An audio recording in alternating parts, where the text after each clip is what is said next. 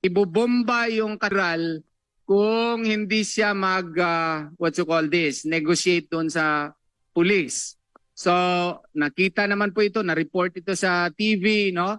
And accordingly, during that time, we had to verify kung totoo ba talaga itong bubombahin nila, no? Ang problema, wala ding mag-confirm sa amin, no? And then, yung drilling po na parang jackhammering sounds doon sa JMC basement ay continuous po by August 28, 2024. Naririnig po namin yung yung sound po. No, we tried to write demand letters to General Torre, no, but we were not favored with a reply.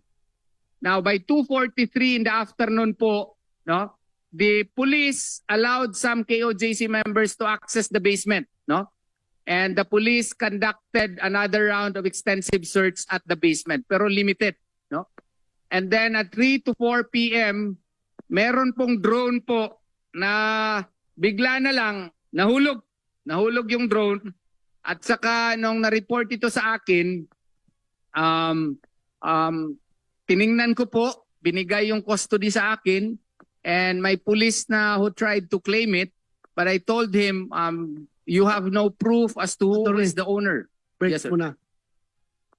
2:43 p.m. August 28, 2024. Police allowed some KOJC members to access the basement, and the police conducted another round of extensive search at the basement. At that time, nakita ba nyo yung inuhukay na Hindi, kasi limited lang. If you will notice po doon sa basement, di ba doon sa pinaka dulo na, mahaba yung basement po, Senator. Ang inalaw nila, parang inalaw lang nila para makuha yung ibang gamit ng mga members, tapos pinaalis na naman. so hindi umabot doon sa Hindi umabot doon sa butas? sa butas po. Kasi medyo malayo yung butas na pinasok natin kanina, kung yung location po. Oo. Please continue. Tapos yung drone po ay since the ownership could not be determined, yung drones kasi even before kasi nakikita namin ang daming drones po paggabi. Even at times yung ibang drone masyado nang malapit po sa amin, no? I knew na casing operations nila yon. At nung August 28 may nahulog talaga. So I had to invoke Article 719 of the Civil Code. I turned over the drone to the city government of Davao. Kasi hindi namin ma-determine kung sino talaga may-ari, no? So during this day, unlimited search po ang ginawa. May mag-search na naman doon sa Bible School. Ang may napansin lang kami kasi sa Bible School, marami pong mga members na babae po na nakatira doon. Yun po ang paborito nilang ulit-ulit na i-search po. Maski gabi, no? Maski gabi, alas 10 na timing na yung ibang mga members na gusto nang magpahinga, nagpupunta po sa banyo, naliligo, no? Ito po ang aming problema dito kasi itong kanilang search, pinabalik-balikan nila, ang pinakapaborito nilang balikan, yung Bible School, no? Na marami pong mga babae po ng mga members.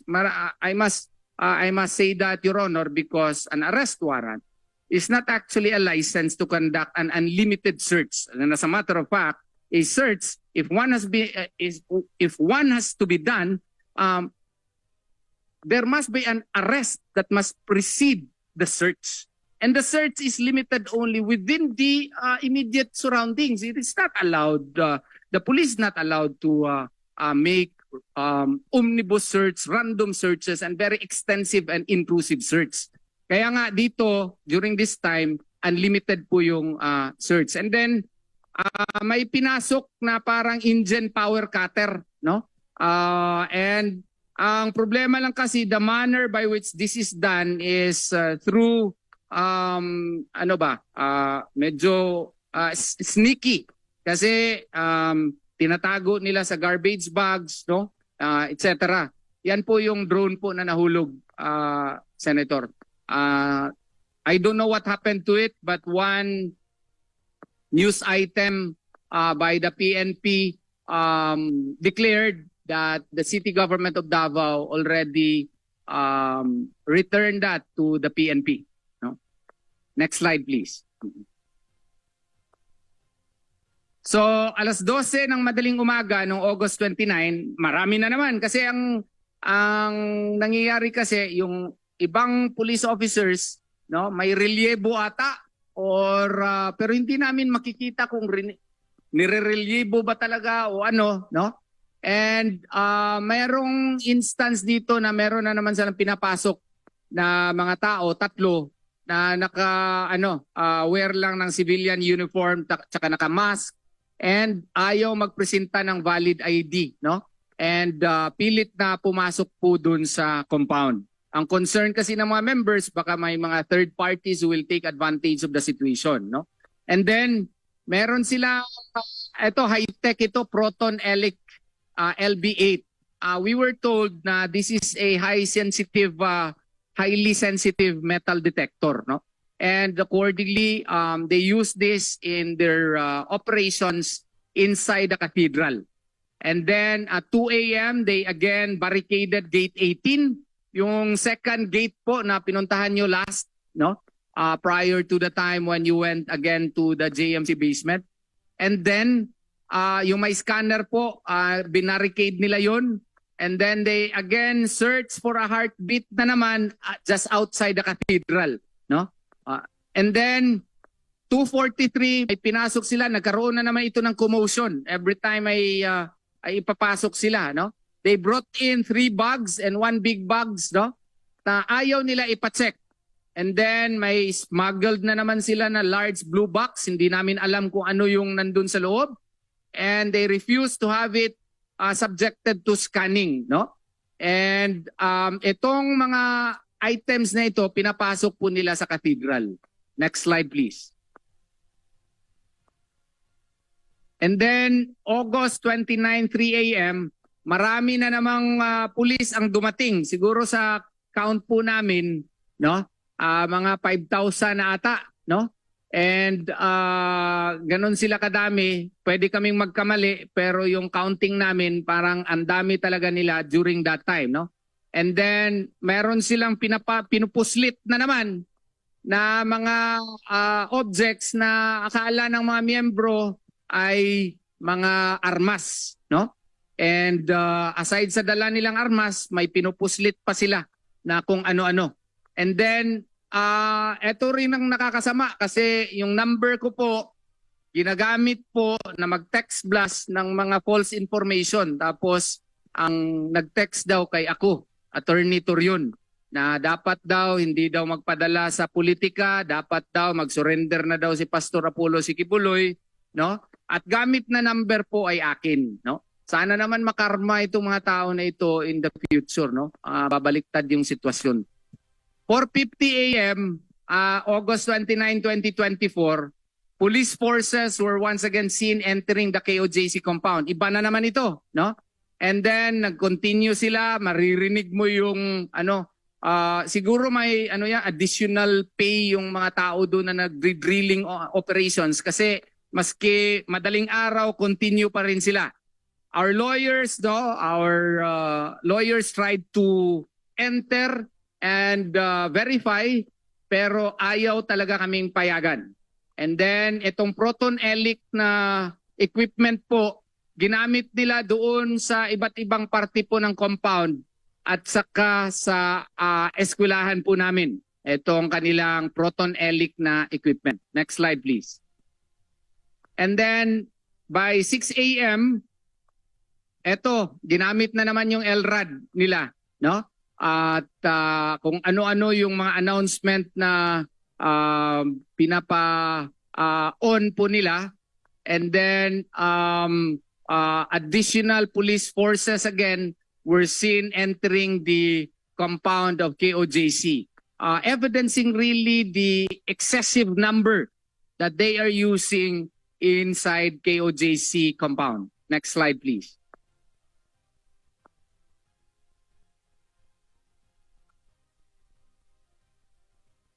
And then Merong dito, nagkaroon din ng problema kasi nakatanggap kami ng tawag at na-confirm na yung mga pulis po ay gusto pong pumasok sa Prayer Mountain sa Kalinan, Davao City. Sorry, for a while. Yeah. I would like to acknowledge the arrival of my colleague, Senator Bongo. Thank you, Your Honor. Thank you for coming. Please continue.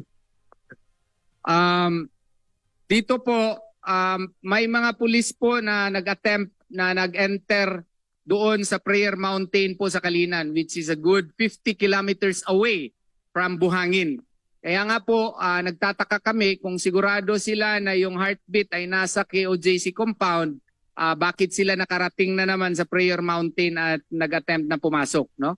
And then 9 o'clock in the morning, lumalakas yung drilling operation sounds doon po sa JMC basement, and hindi pa rin kami pinapayagan na magkaroon ng access po nito maski nagtatry po yung mga lawyers namin.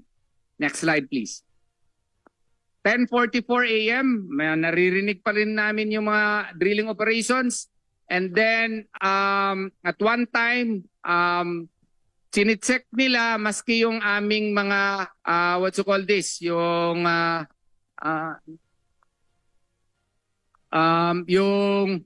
drainage, no? Tinitingnan yung mga drainage system, and then pati electricity namin, no, ginagamit na nila at ginagawa nilang what you call this, boarding house, pati hangar po namin, no? Hangar ng kliyente. And yung mga manholes po, no, which is part of the KOJC cabling system, inopen po at pinag-i-inspection po nila. Next slide please. And then may dala na namang by 11 a.m. ang daming mga equipments, yung mga SAF, no? And repeated unlimited searches were made in the hangar, the kingdom, and even doon po sa garden ng KOJC. May garden kasi kami. And then August 29 at 1 p.m., meron silang itry sana kunin na fire truck ng KOJC, no? And then nung tinanong ng mga lawyers anong ground po nila, hindi naman po nagsabi na ano ang ground at hindi naman po tinuloy. And then by August 29, 2024 at 1 o'clock in the afternoon, may mga peak access po na nakita po na pinapasok nila na nakikita sa scanner. Ayan, na-confirm natin dahil pala yan doon sa kanilang tunneling operations doon sa likod ng JMC basement na na-confirm natin kanina. And then meron na naman silang dala, hindi na naman pinapascanner. 3 bags and 1 big box, no? Na ayaw nilang ipa-undergo ng security check. Bakit po kami nag-i-insist doon sa scanner? Because even if they are serving a warrant of arrest po, gusto din namin na may transparency kung ano yung pinapasok po nila for our self-preservation, no? And because it is also under Article 428 of the Civil Code, 429 of the Civil Code, private property po yan. So hindi naman siguro dahilan na kung meron silang arrest warrant, ay sila na pong maghari-hari po doon sa loob. Sana hindi nila makalimutan na private property po yan, no? 3 p.m. August 29, 2024, yun, bigla na lang kinonfiscate yung mga license plates po ng mga sasakyan po sa loob ng KOJC compound. I don't know how is it related with the warrant of arrest, pero ginawa po nila yun. And then, hindi na naman nag-allow. For a while, Atty. Yes po. General Torre, bakit nag-conduct ng operation yung highway patrol sa loob ng compound nila, ng baklas ng plate number? Sir, I'm very sorry. That's the first time that it came to my attention. I'll look into it immediately, sir. I'll give you feedback before this hearing ends. I'm really very sorry, sir. Ngayon ko lang nakita yan, sir. Hindi ko alam yan, sir. I'll give you a feedback ngayon kaagad, sir. I'll ask the highway patrol. Patawag mo nga. Please continue. Ay na naman kami, sir, na makapasok po doon sa basement, no? pero hindi na naman pinayagan. Ilang beses yung mga abogado po na mag-try na ma-allow na makapasok doon sa basement kasi yung drilling operations kasi napingay, no? And concerned kami sa structural stability po ng eskwelahan, no? And then 349, ito na naman another incident na mga tao na klaro talaga na hindi pulis. Ang gagwapo kasi ng mga pulis, laki ng mga katawan, pero tingnan mo yan, no? Oh. So, mga minero po na pinuslit nila dito, mga abanteros ata, no? And it turned out na yung hukay pala na na-confirm natin kanina, dun po sila sa JMC basement, no? Pero the manner by which they employed this was really questionable, no? Because this is really deceit as well as fraudulent because they are not even members of the police, and while under the rules of court they may be able to summon other persons to help them in the assistance of in the implementation of a warrant of arrest, but these men were not actually utilized to assist the service of the warrant of arrest. They were used to conduct mining activities in the JMC compound, no?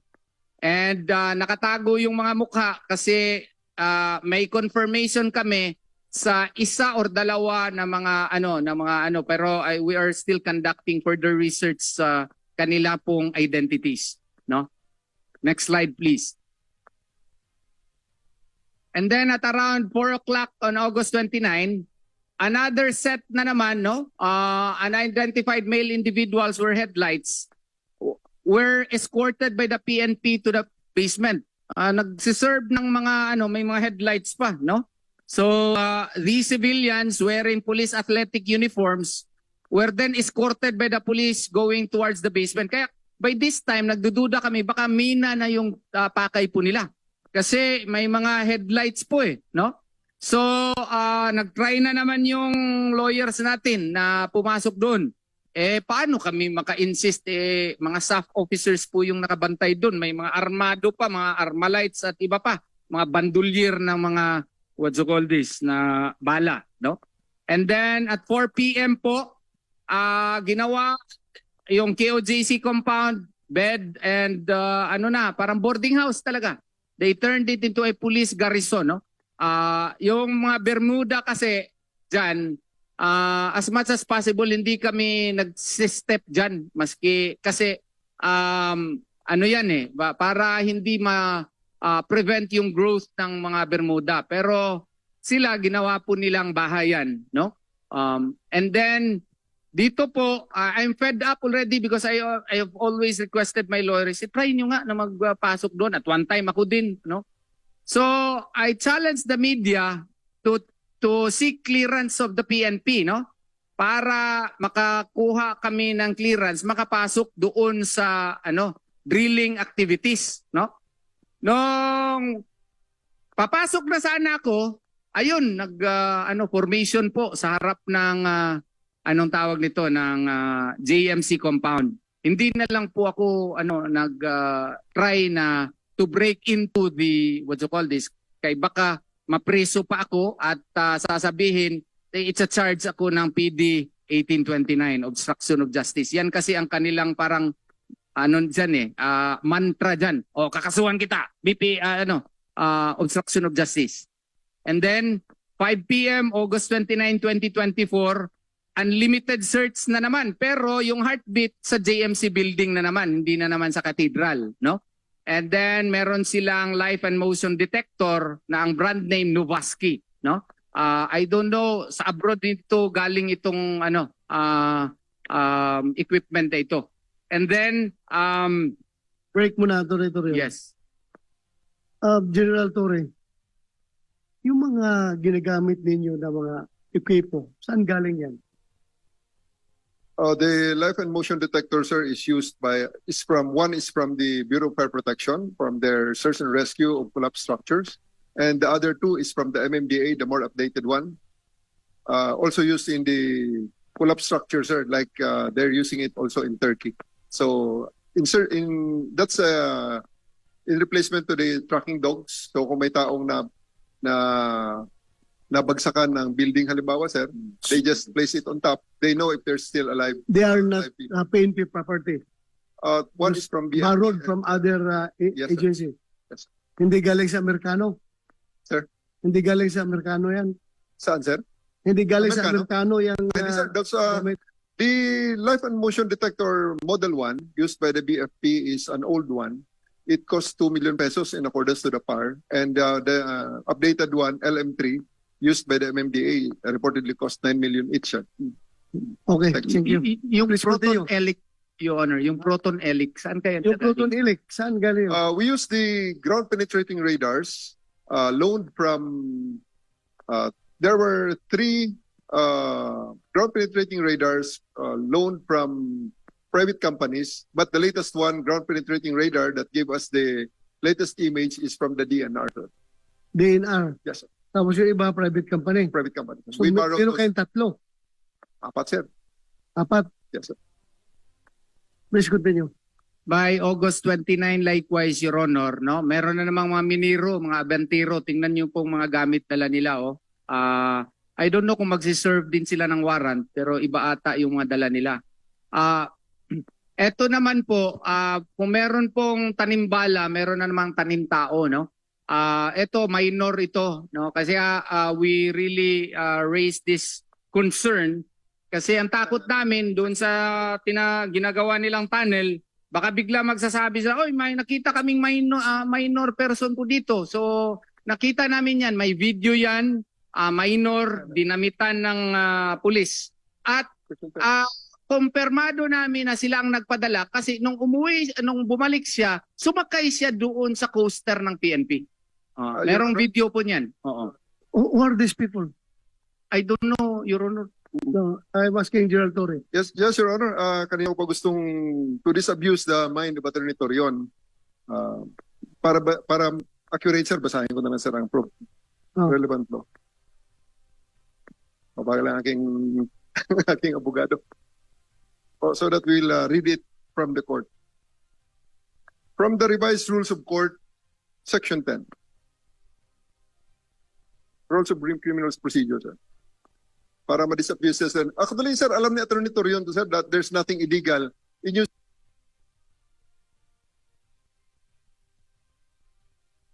using the civilians because we will confirm those are civilians that we... So you included- confirm they are Yes, sir. civilians? Yes, sir.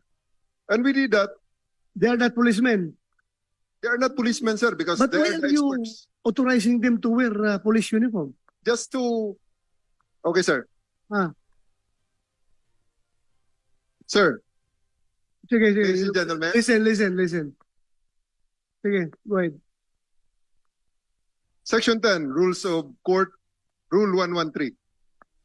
Ang Section 11 nito, yung palaging alam na natin na palaging inuulit-ulit natin ni Torion. Right of the officer to break into building or enclosure. Back one up, Section 10.